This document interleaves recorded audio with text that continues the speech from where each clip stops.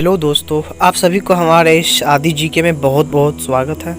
तो मैं आपसे यही आशा करता हूँ कि आप लोग हमारे वीडियो को शुरू से लास्ट तक ज़रूर देखिएगा और अच्छे लगे तो हमारे चैनल को सब्सक्राइब कीजिएगा और साथ ही साथ हमारे वीडियो को लाइक ज़रूर कीजिएगा। अगर आपको हमारे वीडियो में कुछ कमी दिखाई पड़ती है तो प्लीज़ आप हमें कॉमेंट में बतलाइए ताकि मैं उस गलती को अगली वीडियो में सुधार पाऊँ। हम में से बहुत सारे ऐसे स्टूडेंट हैं जो इतिहास के कुछ पन्नों से अपरिचित हैं या आप बहुत कम जानते हैं।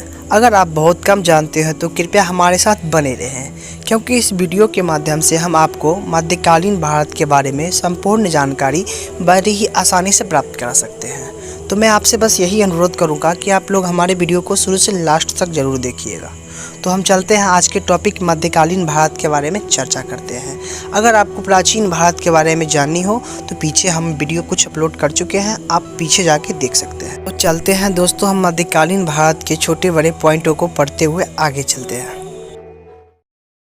खिलजी वंश। जलालुद्दीन फिरोज खिलजी ने खिलजी वंश की संस्थापना 1290 ईस्वी में किया था और अपनी राजधानी किला खैरी बनाई थी।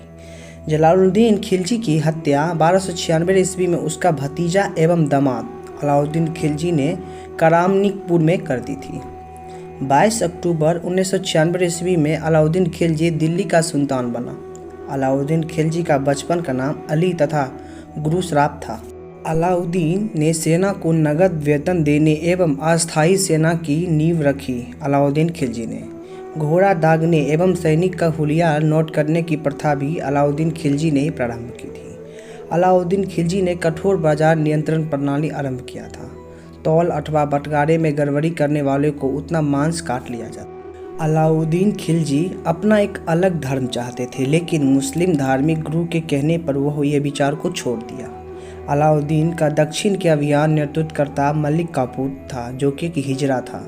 मलिक काफूर एक हाट पे गुलाम के रूप में बिक रहा था, इसीलिए मलिक काफूर को 1000 दिनारी के नाम से भी जाना जाता है।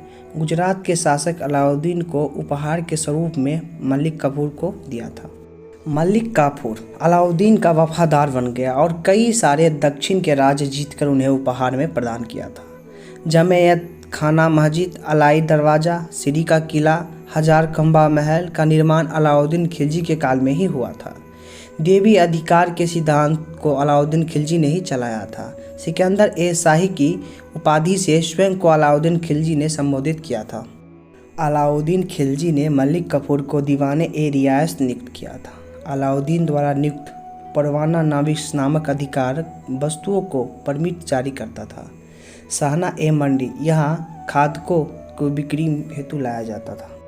सराय ए अब्दुल्ले, यहाँ वस्त्र, शक्कर, जड़ी बूटी, मेवा, दीपक का तेल एवं अन्य खाद्य पदार्थ यहाँ बिकने में लाई जाती थी। अलाउद्दीन खिलजी की आर्थिक नीति की व्यापक जानकारी जियाउद्दीन वर्नी की कृति तरीके फिरोज शाही से प्राप्त होती है। मूल नियंत्रण को सफल बनाने के लिए मुतासिब एवं नाजिर महत्वपूर्ण भूमिका निभाती थी। राजस्व सुधारों के अंतर्गत अलाउद्दीन खिलजी ने सर्वप्रथम मिल्क, इनाम एवं वक्त के अंतर्गत दी गई भूमि को वापस ले उसे खालसा भूमि में बदल दिया था। अलाउद्दीन के दरबार में एक अमीर खुसरो रहा करते थे, जो कि बलमन के दरबार में भी रहा करते थे। अमीर खुसरो का जन्म यूपी में इटावा जिला में पटियाली नामक स्थान पर हुआ था। अमीर खुसरो को भारत का तृतीय ए हिंद कहा जाता है, यानी भारत का तोता कहा जाता था। कव्वाली तथा तबला और सितार का खोज अमीर खुसरो ने ही किया था। अमीर खुसरो लैला मजनू, हीर रांझा, श्री फराह नामक काव्य की रचना किया था। अमीर खुसरो अपने गुरु निजामुद्दीन औलिया के बहुत ही पक्का भक्त थे। कहा जाता है कि अमीर खुसरो उनके मज़ार पे जाके अपना सर पटक पटक के अपनी जान को उन पे निछावर कर दिया था। यह कांड 1325 ईस्वी में हुआ था।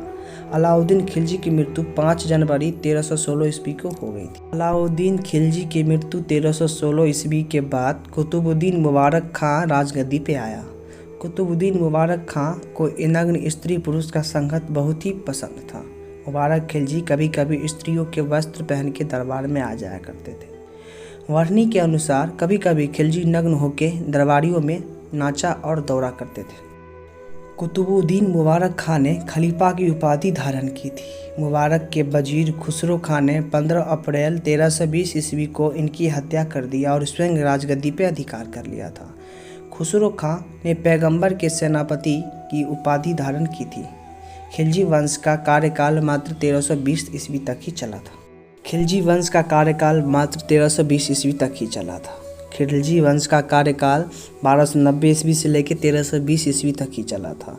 इसके बाद तुगलक वंश की संस्थापना हुआ था, जिसके बारे में हम अगले वीडियो में चर्चा करेंगे। अगर आप बलमन के बारे में या और सारे आक्रमणकारी के बारे में जानना चाहते हैं तो पीछे जाके देख सकते हैं। तो दोस्तों, आज के इस वीडियो में बस यहीं तक। आई होप हमारी वीडियो आपको काफ़ी अच्छी लगी हो। मैं ईश्वर से यही अनुरोध करूंगा कि आपको हमारी वीडियो से कुछ ज्ञान अर्जित हो। अगली वीडियो में ज़रूर मिलेंगे दोस्तों एक नई जानकारी के साथ। तब तक के लिए धन्यवाद।